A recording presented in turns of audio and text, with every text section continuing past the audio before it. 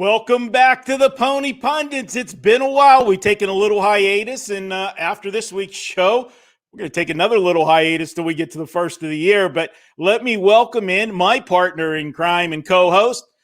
It is Sig. You can follow my man Sig on Twitter at Sig Las Vegas. How you doing this morning, buddy? Marco, I'm doing good. It's good to be back on the Pony Pundits. We had a month off here, and I'm not complaining. I mean, there's not a whole lot of great racing at this time of year. Normally, I used to, if you guys followed me for a while on Twitter, when I was giving out my free plays, I would take off between the end of the Breeders' Cup and the beginning of Gulfstream. With the Churchill meet coming through November here, I ran through Churchill with the rest of the month, and now we're into the championship meet at Gulfstream, so we'll be there through the Florida Derby in March. Yeah, and just want to tell all of our viewers that you can pick up Sig's Gulfstream race report. That is going to be the track he is going to be zeroing in on here for the next month or so. That is Gulfstream. Every day that you're up every day, Gulfstream's running, Sig? Almost every single day, yeah. I mean, I may miss a day here or there, but we're always there on the weekends and trying to be there 5 days a week at least. All right, and you can pick those reports up daily, $9 over at wagertalk.com. And to be totally honest, as Sig said, this is the quiet time of the year for horse racing. Not a lot of big races. We do have a big one this weekend, and that's why we're here. But for yours truly, this gets to be a little bit of a crazy time as well for me, as obviously horses are a big passion of mine, but it is got to be put on the back burner, so to speak, for most of the time because football is king. Obviously, college basketball is underway, and we'll be doing the horses, though. This year, Sig, I'm excited because we just started Pony Pundits last year, and it was going to be, interesting trip to the Derby, our coverage, but things got just so, jumbled last year with the pandemic and all of the races being moved around. Hopefully everything goes as scheduled this year. And the plan for you and I, and then we'll have some guests throughout the year as well, is we're going to cover the road to the Kentucky Derby like we've never done it before, Sig. We're going to zero in on those early 3-year-old prep races as horses try to accumulate those points to get themselves into the Derby. And we'll be breaking down all of those big races. Also, the future market. They come out with a couple different Kentucky Derby pools. First one was out. It's closed now. But we'll be there whenever they come out with the second one and see if we see any value where we can, put some small money down and maybe get some balloons for Kentucky Derby Day. I know you're excited about what we've got planned with the show. I'm really looking forward to it, Marco. Come January, we really kick off the road to Kentucky Derby, and guys will be here each week with coverage. There's almost one Derby prep or more every weekend from mid-January until I think the first or second Saturday in September. So we'll be here. We'll be covering all the Derby preps for you. Those I'm sure will be our races of the day, and hopefully we'll be on a normal schedule next year with the Kentucky Derby the first Saturday in May. Yeah, I'm looking forward to it, and I would like to hopefully if anything, I don't know what normal is anymore anyways, but if we ever do get back to normal, no travel restrictions and fans allowed, I wouldn't mind taking in 1 or 2 Kentucky Derby prep races live on location this year. So keeping my fingers crossed, at least, maybe if they let fans in. I know California's, in a mess right now. Most of the country's in a mess, but I know California's really got severe restrictions. And we saw this week Golden Gate announced they're not opening their meetup right now. They're going to be closed, I think, till at least the end of December. So, we'll see if we get fans. If they allow fans, yours truly, at least, I'm going to try to at least maybe hit some California races, and I had a lot of fun a couple of years ago in Florida at Gulfstream for the Florida Derby. That would be something I definitely would be targeting as well, Sig. And I know you're a big fan of Keeneland, so that might put the bluegrass on the radar. So we'll see what 2021 brings us. I know we're all looking forward to get rid of 2020. That's for sure. All right, Sig, it's a big weekend going to New York. It is the Cigar Mile. And Sig, it's the Cigar Mile, but I think the real name for this race should have been the big question mark mile, because as we break this race down, I've got so many question marks around certain horses. It's a good race. There's some good horses in here. But Sig, as we go through the field, I'm going to pose some questions to you. And when we're handicapping, it presents challenges to us, the handicappers. And that's what makes this sport so fun, is you've got to deal with sometimes some unknown factors and how that's going to play out. So let's just jump right into the Cigar Mile. And that is race 10 on the Saturday card at Aqueduct. It is the premier race. And a lot of the attention is going to be with the first horse we start with, and that is number 1 Performer. 7-5 on the morning line, Sig. This is a horse very lightly raced, 6 career starts, 5 wins in a third in his 6 career starts. He's on a 5-race winning streak. That's all the good stuff. The bad part is he's only had 1 race this year. Raced, bang up race, easy win. That was in a straight allowance race. Sig, the question is, can this horse do it against this kind of company? He sure has looked the part. There's no question about that. But this is a big test for number 1 Performer. Definitely agree, Marco. We need a big performance out of Performer to live up to the hype. You talked about uncertainty as you introduced this segment. Guys, uncertainty is always a big factor in horse race betting and handicapping. And one of the factors of uncertainty is the weather. And I can tell you, I haven't had a chance to check yet, but the rain was supposed to start up in New York at Aqueduct sometime right about now. And it's supposed to rain basically through all of tomorrow's cards. So we're going to be dealing, I'm assuming most of my handicapping was done, expecting a wet, muddy track. I expect us to be off the turf for tomorrow at Aqueduct. And just fingers crossed, we've been on the turf for the past 3 days at Gulfstream, where I'm doing my daily handicapping, and I'm hoping we stay on there. We know South Florida gets a little messy here, but hopefully we get through that too. But back to why we're here, Performer. I got Joel Rosario riding for Shug McGahee. Like Marco said, he's on a 5-race winning streak. He was off basically from the Discovery Stakes at Aqueduct, which he won last November, until he came back in October because of a minor ankle issue. But then they also ran the issues with track closings and stakes races being moved because of the COVID shutdown. So he came back at Belmont on a messy track in October with Joel Rosario aboard. Again, another win. It looked impressive doing it. I think this is a really good horse, and I think we still have his best effort coming. If he comes back to that Discovery Stakes performance last November, he's going to be the one to beat. He's already won on a muddy, messy track. I think he's going to pick up right where he left off. I think he is a deserving favorite in here. Yeah, I can't disagree with you on that one. If he runs his race and continues to improve the way he has, he is the horse to beat in this race. His speed figures put him right there with the best in the race. So a lot of times it's easy to get those big numbers when you're dominating a field, Sig. When you're going to get tested, we'll see if he can carry the distance. Number 2, this is a horse, Mind Control. Sig, I don't know about you, but I think he is being ambitiously placed in this race. I don't think he's the caliber of, half of the field in here. And that's why we're seeing him at 20-1. I don't have him anywhere on my ticket. I don't know if you do, but Mind Control for me is a pitch in this one. Normally, in most cases, looking at the past performances, initially, I did think that about Mind Control, but digging a little deeper, I want to just let you guys know, this horse loves Aqueduct. He's 5 starts at Aqueduct, 4 wins and a second. John Velasquez is aboard, and he's been on him for 3 of his 4 wins at Aqueduct. In his other start aboard Mind Control, he finished second in the Gotham back in March of 19. This is going to be the first time that his connections asked him to go a mile since that runner-up finish in the Gotham. At a price I would normally consider using this colt, but given his last 2 outings over a sloppy track, he has not done well. So I am tossing him. But, I mean, there are factors to look at that would make this horse appealing on a fair track. And so you would say this is a horse for the course?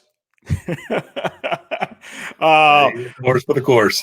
Yes, all right. And that's always a good angle to look at. Now, let's get to number 3, Snapper Sinclair. Now, this horse is sitting at 20-1.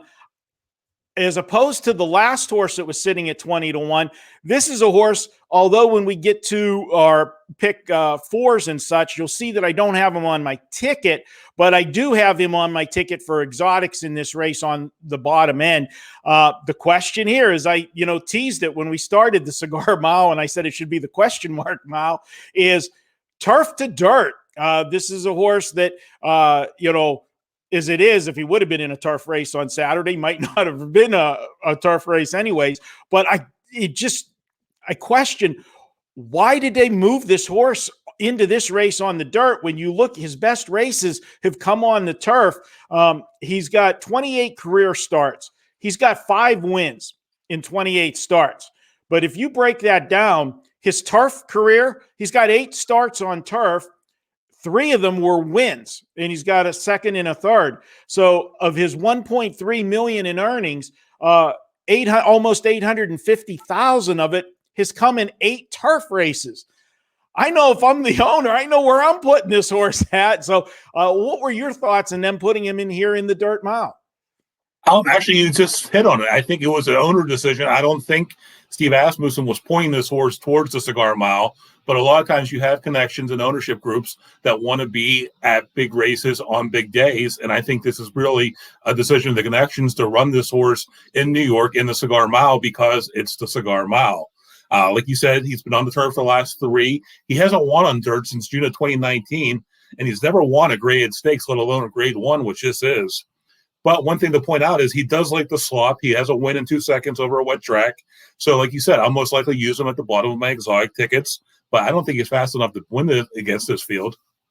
Yeah, I do think he's consistent enough, and the way his racing style was one of the things that intrigued me, is that he's going to be sitting a little bit off of the pace, not way back, but off the pace. And I think that that's going to be a spot that if we see some speed in this race, that somebody might pick up some pieces at the end of the race, passing a couple tired horses to get onto the ticket. And that's why I do have them in exotics on the bottom end there.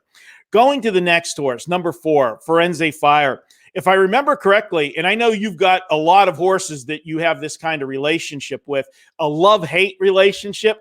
If memory serves me right, isn't this one of them that's on that list? I wouldn't say love-hate relationship. This is a horse that I've really liked over his career. I think he's had a lot of chances. I think he's been put in a lot of situations as a horse he didn't really have a choice, i.e. being in the service barn and being doped up for a number of years.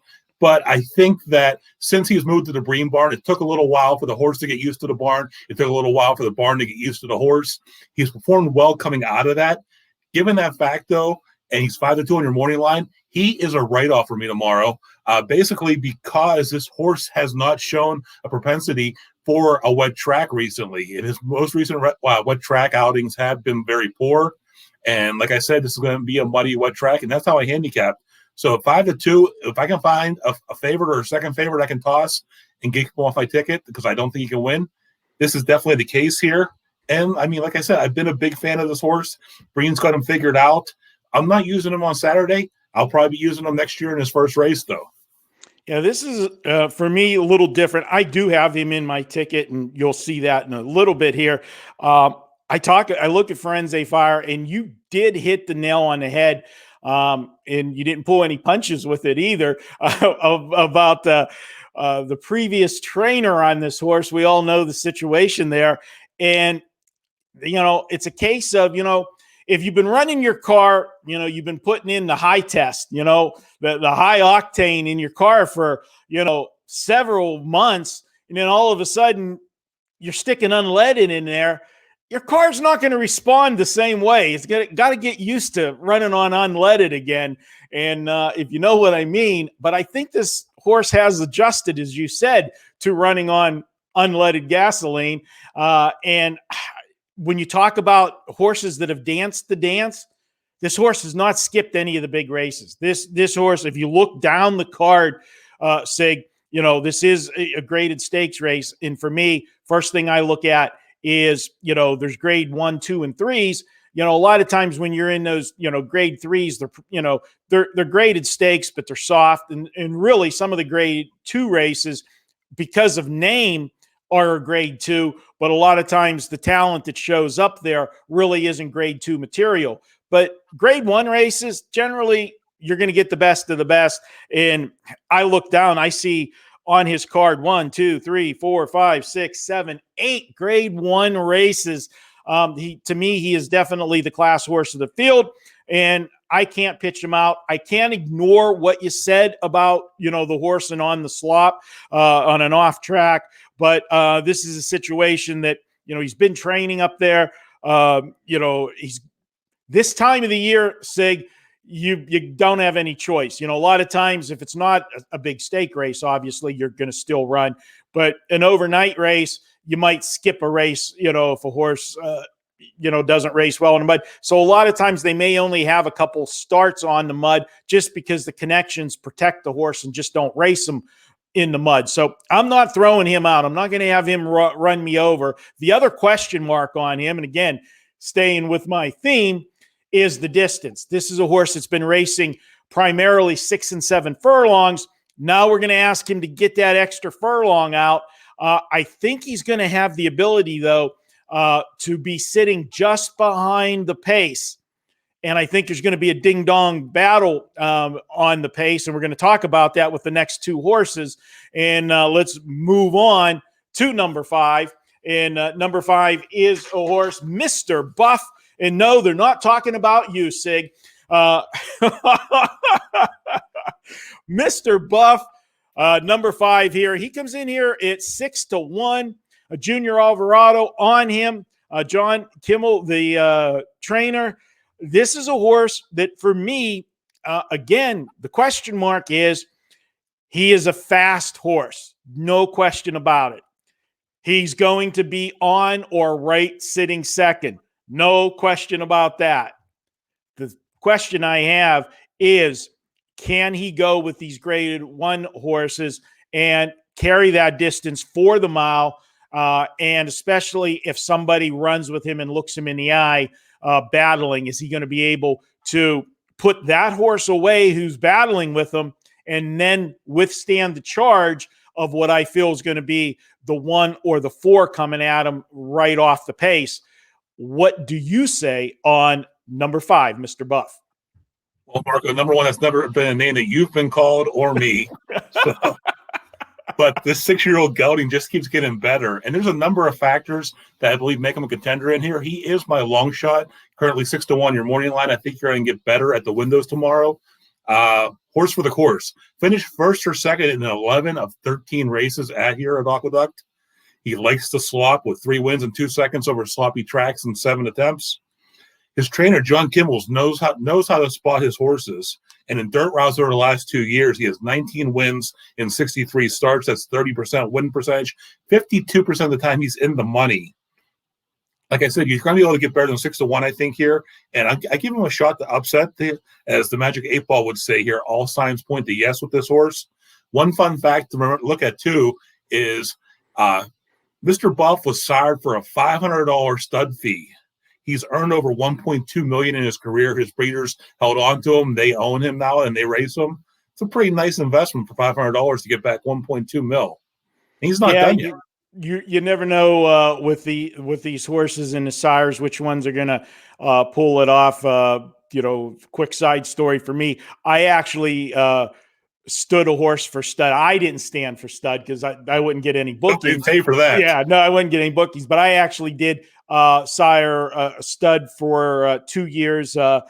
It was a son of a good horse in harness racing. One of the the best horses. It was a Niatros, son of Niatros, who was by Annihilator and everything. And anybody who followed harness racing back in the day, those were 2 big names in horse racing.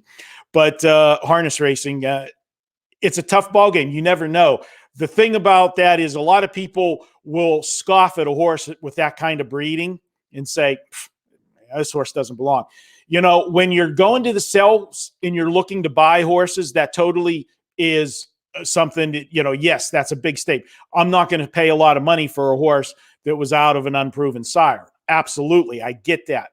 But here's the difference. And I tell people, throw pedigrees out once the horse gets to the races. Once that horse is to the races, he's his own horse. He's not, it's not, oh my, he's got no breeding. No, this horse is doing what he's doing. Whatever the reason is, he's doing it. So take the horse on its own merit. And I can't, argue with anything you said on him. Here's where it gets dicey for me. For when I get to my picks for the pick 4 in this race, I wanted to keep the ticket cost really reasonable this week because I think it's going to get a little chalky, and I didn't want to put too much money into the pick 4 where we're not going to get a big return.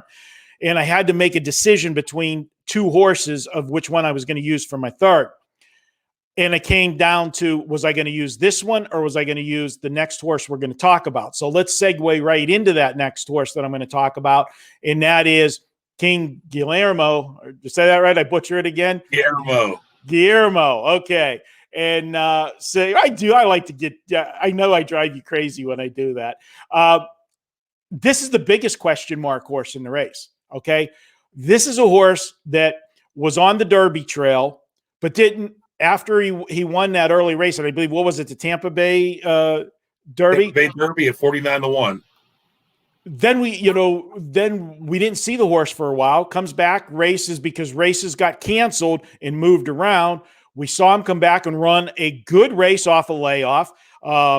Ran second to Nadal, a horse that if he had not got injured may well have been the Kentucky Derby favorite. Was undefeated at the time, ran a great race, finishing second, and everything was okay. We'll see the King in the Derby. And then Derby week, he's a scratch, and we have not seen him race since. I'm not a big fan of going into a big race like this with, not a prep under his belt. With that said, we saw him race off a long layoff and race a good race against Nadal.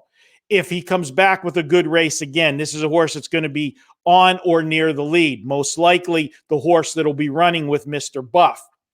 So now I got to pick between the 2 horses. If my question mark on Mr. Buff is, can he get the distance if he's challenged?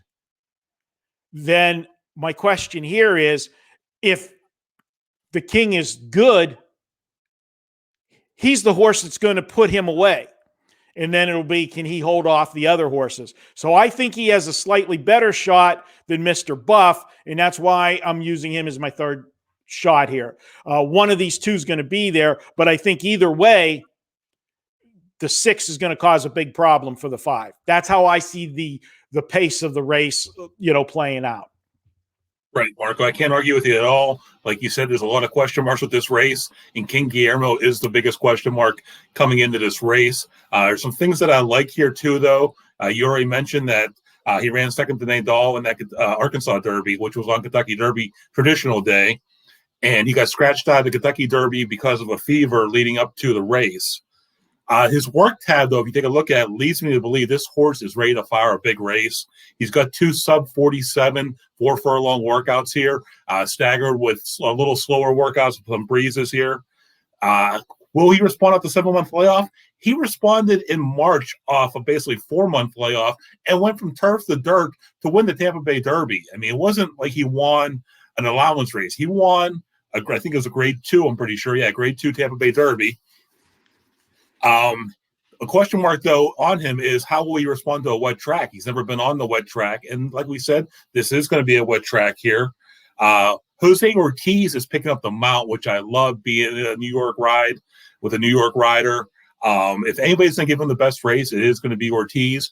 And he is my second choice in here. I have Performer on top. King Guillermo did make my pick 4 ticket along with Mr. Buff. I told you it's a long shot. We'll get to that later. But King Guillermo, I think, has a big shot in here. And another fact is he's the only 3-year-old in this race. And we know how horses develop over the 3-year-old seasons. Because we haven't seen him since May in a race, we don't know how far he's actually developed since then. Yeah, well, I'll point out what you already talked about. And for new viewers, we've talked about this numerous times on the show. I am a big proponent of the staggered workouts.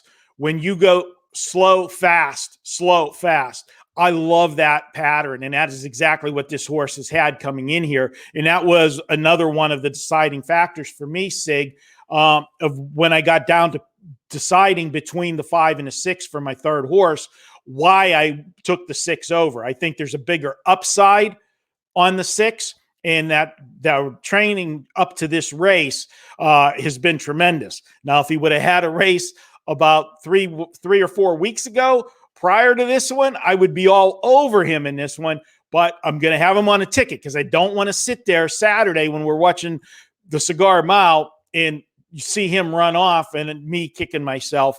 I don't want to do that. So that's what got me between the two horses, what decided the factor between those two. Now, there's still a couple horses left in this race. Let's talk about number 7, Majestic Dunhill. This is a horse with Dylan Davis on. George Weaver, the trainer, 20-1 shot. You can't, really fault the horse, but I think, again, although he has had some grade 1 stake races, Sig, I just don't think he's the same horse as these other ones in here. Now, with that said, if they get stupid on the front end and this race falls apart because of, a bad track, whatever, and watching, this is the last race on the card. So you're going to get to see a track bias. If you're seeing horses not hold up on the front end, this might be a horse that you might want to raise your stock on a little bit because he does finish the race pretty well. How do you see this one, Majestic Dunhill? A lot of question marks with this one, Marco, for me. The 5-year-old gelding only has 1 win in the last 2 years. That was at Belmont back in October when he won the Bold Roller by just a head. He just raced this past Sunday, which I can't understand why they're bringing him back so quick. But I guess you can kind of say he really didn't race. He was never a factor in the fall heavyweight handicap here at Aqueduct, finishing 7th, never being a part of the race. The only thing that I can imagine here is the connections believe that he has 2 wins in 3 attempts on a muddy track. But his most recent outing on the slop here was in the Forego at Saratoga. And once again, he was never a factor. I can understand your point with him possibly picking up a piece here if the race breaks down. But in my case, he's a toss for me. Yeah, in that race, I saw the race, like you said, did he race just last Sunday? But I agree with you. He wasn't a factor in that race. That might have been just, 2 things, Sig. Maybe it was just, a planned, sophisticated workout and get a trip over the track because that was his first race on the Aqueduct surface. So I'm not, normally I don't like a horse racing back that short, but the fact that, it's not like this horse has been, all of his other races were spaced, fairly decently, the normal spacing. So I'm not going to put too much in that, but he is definitely something that's just on the bottom end if you're using in the exotics. Number 8, True Timber. Kendrick Camuch on here. How do you look at this one for 15-1? Do you give him any shot in here? Marco, I do not. The last time this horse saw the winner's circle was September 2018, not 2019, 2018. We're looking at over 2 years since he's been in the winner's circle, guys. This will be his 3rd straight Cigar Mile as he finished 2nd in 2018. He finished 3rd in 2019. And he does like Aqueduct, hitting the board in 5 of 8 career races. And doesn't mind the slop either, hitting the board in 4 of 5 career races over a muddy track. But his best speed figures in the last 2 years have come in this exact race, the Cigar Mile at Aqueduct, going, like we said, the mile. But I don't think he's a contender in here. I don't see any way that he's a factor. Yeah, speaking of another horse that I don't see as a factor is number 9, Bon Racing. Is that correct? Race on. Race on. Race on. You want him to race on. Okay. Get your front shot. I don't think he can race on with these horses in this race here, Sig. They show him in the program down in class because he did race last time out in the Breeders' Cup Sprint. He didn't belong in that race. He went off at 70-1 in that race and was no factor at all at any point of the race. So, he's down in class. He's still over his head. Okay, that's what I say. Can't argue with that at all, Marco. The biggest thing about him, if you want to say he's down in class in the Breeders' Cup, sure, everybody's down in class in the Breeders' Cup. But this horse was claimed for $80,000 back in January here at Aqueduct. So, I mean, this horse is making a big step up into a Grade 1 stakes.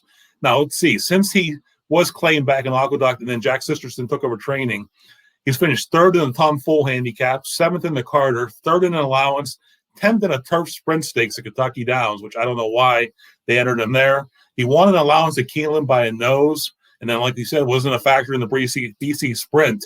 But I guess that's what it's getting your money's worth out of a horse when you claim him for $80,000. He has earned $120,000 this year, so he's paid for that claim. But like I said, Sisterson's gotten more out of this horse than most have recently. I don't see a scenario where he is a factor in here. No, I agree with you. I do not see him as well. Sig, we'll get to our pick 4 selections here next. But for this race, how are you doing this race? I used 3 horses here in the pick 4 ticket. And like I said, I think it's between Performer and King Guillermo for the win. Long shot pick is Mr. Buff. All right. For me, I did go with number 4, Firenze Fire on top.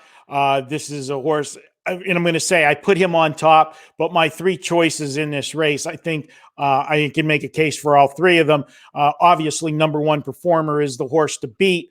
Coming in here, the horse is on that 5-race winning streak. I have him second. And then the question mark horse, as I said, I was between the 6 and the 5, and I went with the 6 because I want to keep the ticket costs down.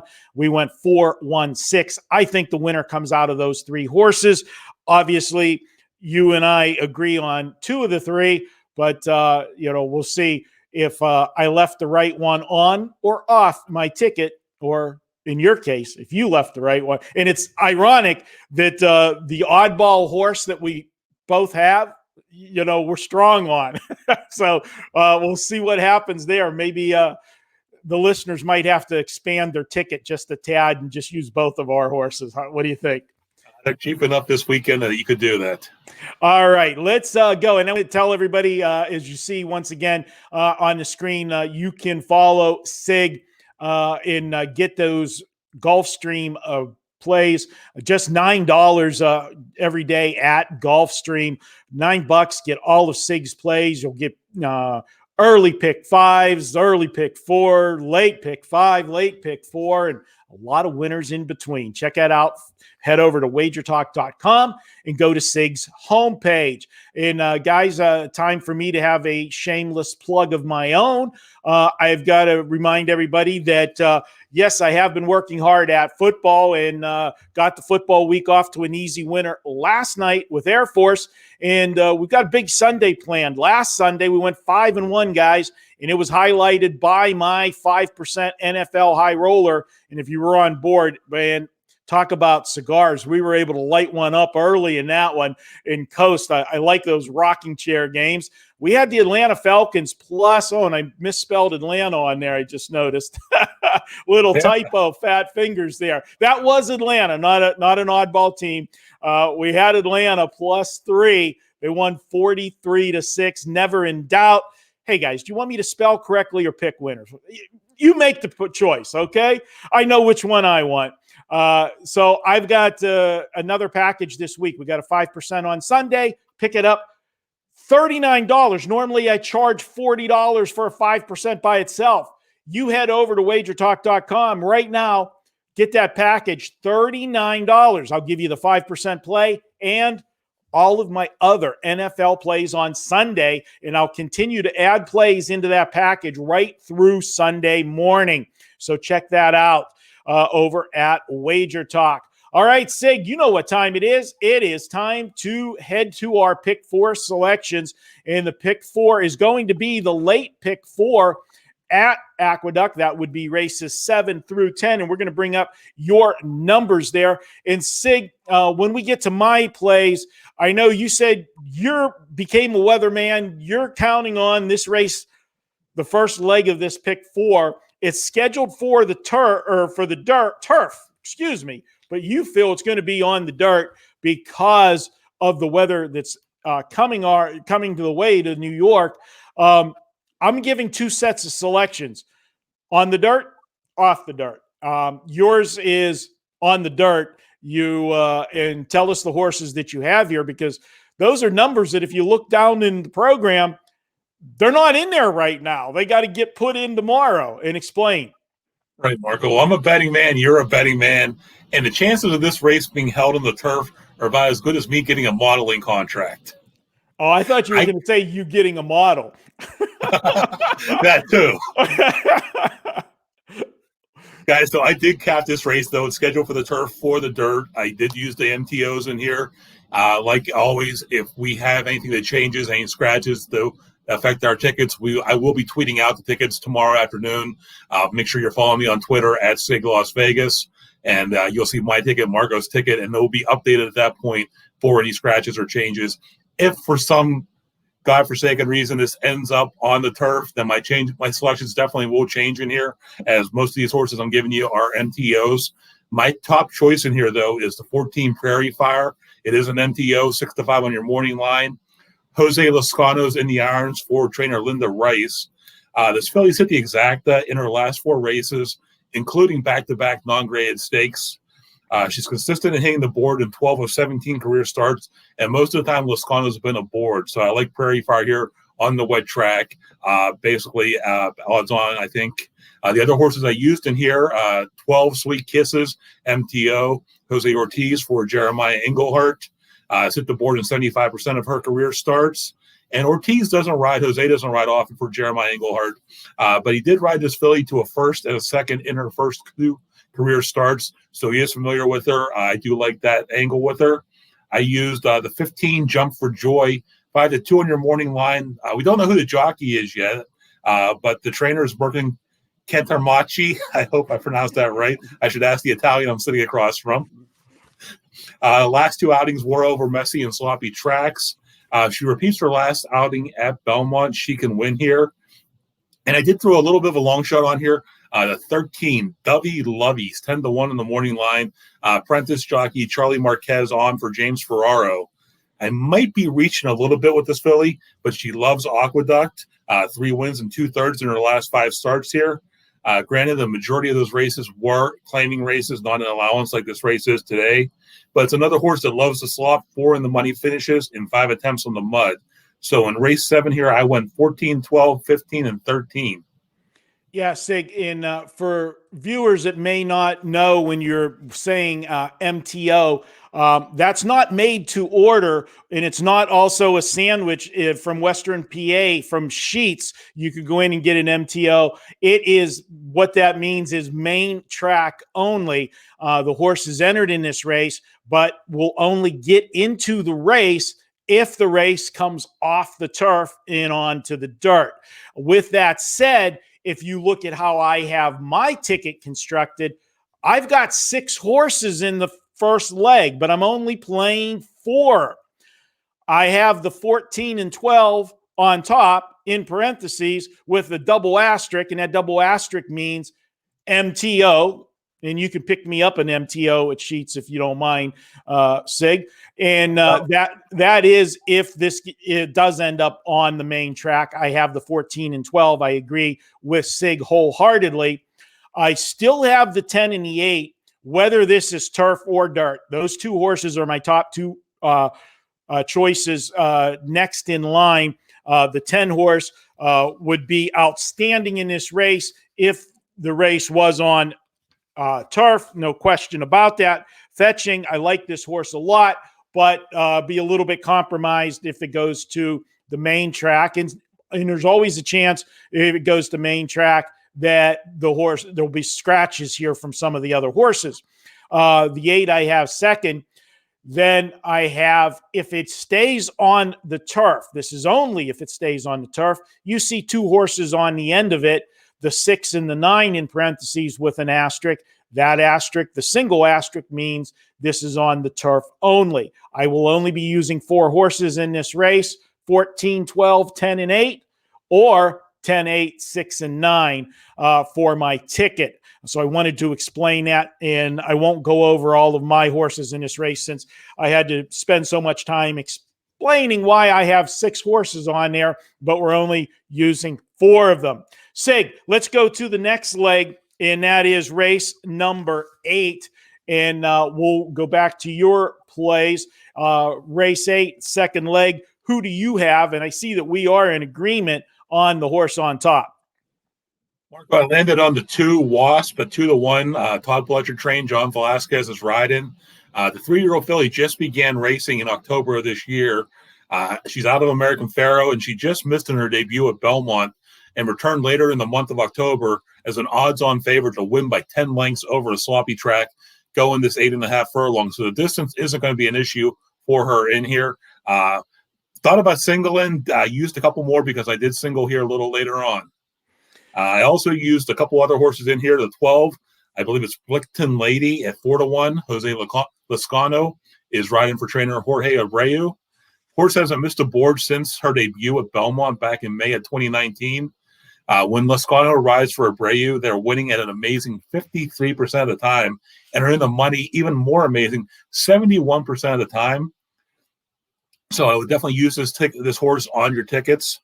She's definitely not as fast as Wasps, but she has shown the ability to compete at this level of competition. This is a New York bred race for fillies and mares. So she definitely can compete at this level. The third horse I used in here, and it was more of basically a hunch play based on the weather conditions, I am assuming. The 9, Amos, 8-1, your morning line. Nick Juarez riding for Wayne Potts. Another filly who's shown a taste for the slop with a win in 2 seconds and 4 career attempts. Has spent most of this year on the turf, but has won her past 2 dirt efforts. So I went with 2, 12, and 9 here in race 8. Marco, how'd you see it? Yeah, we're in agreement here on the top end of this going in here. We both have the 2 and the 12, so I won't talk about those 2. No sense doubling up there. I'll talk where we differed, and I come in with the 5 in the 3rd spot. And the 5 horse Timeless Journey, making a slight drop in class. A lot of times when you do look at these races, the programs will say drop in class. A lot of times it's just really basically a lateral move, not much of a change for it. But what intrigues me here, obviously the 5 has never raced on mud. The horse has only had 5 career starts, did not race at 2. So the fact that the horse didn't race at 2, there probably were some problems at 2, whether it was just immaturity or if it was, some soundness issues, injury, whatever, didn't make its debut till 3. But if you're racing in straight overnight races and you maybe had a horse that had some problems at 2, you're going to skip races if you don't have to, where there were, bad tracks. So maybe this horse, we don't know what he can do on an off track. It's never been there. If he races in this race and this race falls apart, this is one of those horses that I think is going to be coming at the end of the race, and I think can pick up a good piece of this or actually get up and win if the race completely falls apart. So that's why I put the 5 in for me. And then my 4th choice, I wanted to get a little bit of a price in here, and that was number 8, Pure Bode. This is a horse that, again, much like the 5, pretty similar. Didn't race at 2, only has 4 career starts in its 3-year-old campaign, has a license to improve.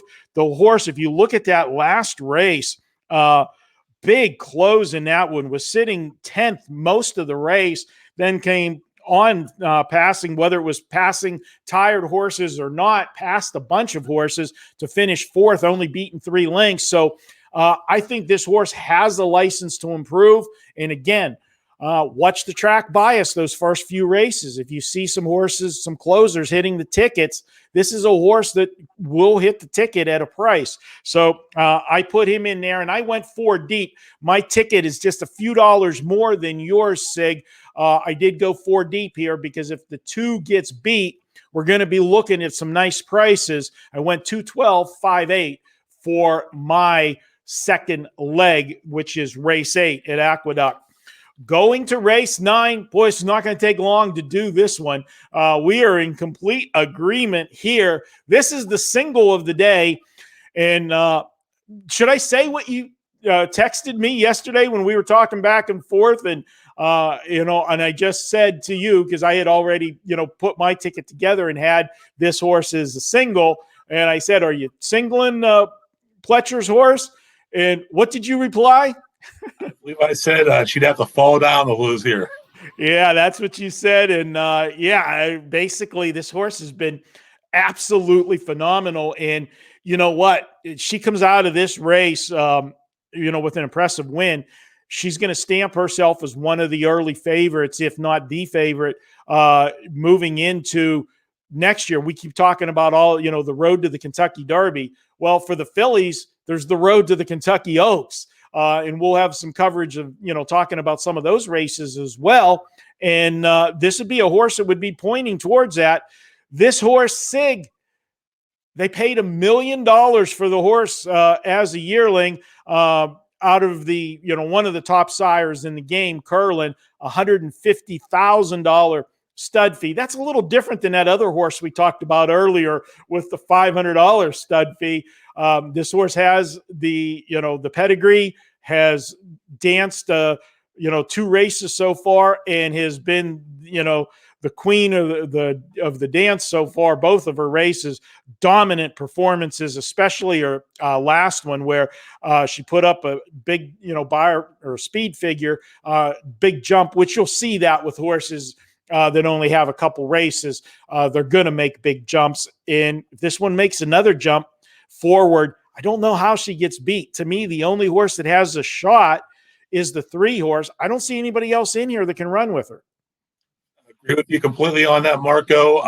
Like I said, she's going to have to fall down, I think, to lose this race or have some type of issue during the race. A little bit of hesitation while I was handicapping this last night is how she would take to the slot, but then I went back and took a look at the pedigree and Curlin and her dams, Dreaming of Julia, and they both performed well over wet tracks. So I don't think she's going to have a problem with it at all based on the breeding.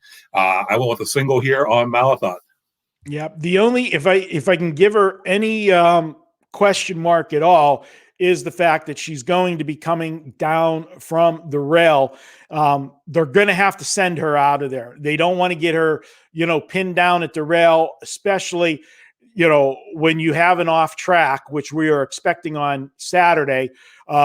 The inside lane, that's going to get the most, be the most tore up usually, unless they scrape the track.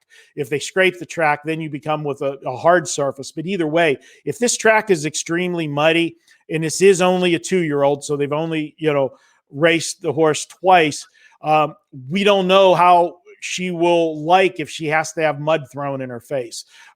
That's the only thing. If she doesn't break well from, the inside post and gets stuck down there second, will that, discourage her a little bit through the race. But I think that she'll be able to break out of there and get to the top and make that run to the first turn and then just sit outside. If she doesn't want to be at the rail, you can drift outside and, grab a path, the 2 path if they want, or the 3 path if they're on the lead. So catch me if you can, but that is my single. And then, of course, for the last race, we already talked about it, but I'll leave your, ticket up there so you can recap it. Your pick for races 7 through 10. It's an $18 ticket. Sig, go ahead and run it for our viewers. It's up on the screen now. Right, guys. We got in race 7, 14, 12, 15, and 13, based on being moved off the turf onto the main track. Race 8, 2, 12, and 9. Race 9, we're singling the 1, as we just discussed. And in the feature of the day, the Cigar Mile, going with 1, 6, and 5. That's an $18 ticket for a 50-cent base wager. All right. For me, I'm spending a little bit more money. I'm going to put an extra $6 into my ticket. That first leg is either going to be 14, 12, 10, and 8, or 10, 8, 6, and 9. We will tweet out tomorrow once it is official as far as the track conditions and if they have pulled the race off the turf, which we are expecting, and we will update the ticket. But either way, you're only going to have 4 horses in the first leg for me. In the second leg, 2, 12, 5, and 8. Sig and I agree on the top two. A little different there with my third and fourth choices. I'm trying to get a little bit of a price in this ticket. The third leg of it, race 9, well, we're in complete agreement, and hopefully the one horse does not fall down. We got the one is our single here. And then in the last race, we agree on 2 of the horses, but there's a big disagreement on the third horse. I have the 4, 1, 6. Sig's got the 5, not the 4. So if you want to combine our 2 tickets, you can just, add the 4 or the 5 in that last leg to whoever's ticket you want to go to get the coverage there. But my ticket will be $24. Sig's ticket will be $18. He's saving you $6. You can buy a hot dog and a drink, I guess, at the track with the savings there. I'd rather spend the extra $6 and have a steak after with the winning. So, you decide. Sig, fun doing the show. I miss doing it every week here with you. It's just, it's that time of the year, not a lot of big races and, a lot of other things going on. Of course, want to tell everybody some of the other shows to check out. Wager Talk today, daily from Monday through Friday. You can check that game or that show out at noon. Check out Bet On It. That is the show that I am involved in, myself, VR, and Kelly Stewart. You can check that out each week. Guys, we have been absolutely smoking on that show. You can check out the free plays there. We've got complete coverage of the NFL, and then each of us give you one best bet in college football. You can check over at our YouTube channel to get all of our shows. Just search Wager Talk today at YouTube, and then hit the old subscribe button, and do us a favor here when you're watching the Pony Pundits. Hit that like button. Leave us a couple comments. We appreciate it. It helps the channel. And Sig, it's been fun. We'll be back. We'll keep everybody posted, but it's going to be sporadic till the end of the year. We may have one more show before the end of the year. We will talk about, the Kentucky Derby futures. But, man, once we turn the calendar, it is going to be go. They'll say the starter is, loading the horses in the gate. It's post time. We'll have coverage all the way through the road to the Kentucky Derby. Some big races as well. Not only the road to the Kentucky Derby, but Gulfstream Park. I know I will be looking forward to that. What is it, the next to last or last Saturday in January? I believe it's the second to last Saturday in January is the Pegasus World Cup, followed up the following weekend, the Holy Bull. So we're right on that road to the Kentucky Derby. Yeah, a lot of key races will come out. The Fountain of Youth down at Gulfstream. We'll have the Florida Derby. So I'll be looking forward to Gulfstream Park, and hopefully they get some fans, and maybe I can, take a quick weekend to Gulfstream and hang out on the beach. It's one of the tracks. We talk about all of our favorite tracks all the time, Sig, and Keeneland was always mine. I know that's yours. Since I moved to the West Coast, I probably slid Del Mar in front of Keeneland and have Keeneland second. But I'll tell you what, Gulfstream, the experience I had at Gulfstream Park last year was pretty sweet. That was nice. So they moved up into the top 3 for me, Gulfstream. So I don't know your rankings of your top 3. Keeneland's 1. Who do you got 2 and 3? Good Get question, you on the actually. spot. I would probably put Del Mar at 2, and I know this is sacrilege. I have not visited Saratoga yet. Everybody tells me I have to go. So I'm going to put Saratoga at 3 just based on recommendations right now. But definitely going to be a trip here. I haven't been to Saratoga either, and maybe hopefully this summer I get back to Pennsylvania, to the Meadows and so forth. Maybe we can make a road trip and head up to New York and go to the spa. I know Lori loves going to the spa. If I tell her, hey, we're going to the spa, she won't know the difference. When we get there, at least. Hey, speaking of the Meadows, real quick, shout out to our frequent guest, Jeff Zidek, on his 1-year anniversary as the track announcer at the Meadows today. Absolutely. I missed that on Twitter. I got to get out there and congratulate my man. He took over the shoes of a legend in Western Pennsylvania, Roger Houston, also the voice of the Little Brown Jug. Anybody that follows harness racing knows the Little Brown Jug. That's, the equivalent of one of the Triple Crown races for Thoroughbred. So the Little Brown Jug, would be on the same level as the Kentucky Derby for Thoroughbreds. Sig, till next, to our next show. I don't want to say till next week. To our next show. Take care. Again, you can follow my man Sig on Twitter at Sig Las Vegas. Check him out. And of course, you know where to find me on Twitter at Marco in Vegas. And the best place to follow both of us is at wagertalk.com.